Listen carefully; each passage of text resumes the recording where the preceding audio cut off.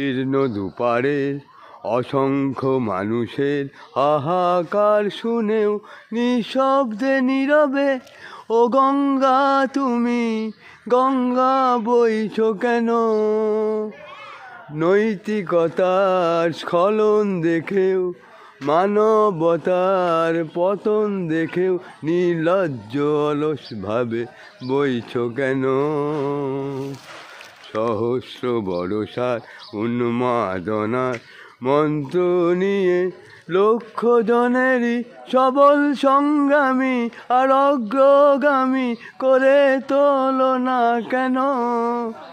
বিস্তীর্ণ দুপারে অসংখ্য মানুষের হাহাকার শুনেও নিঃশব্দে নীরবে ও গঙ্গা তুমি গঙ্গা বইছো কেন?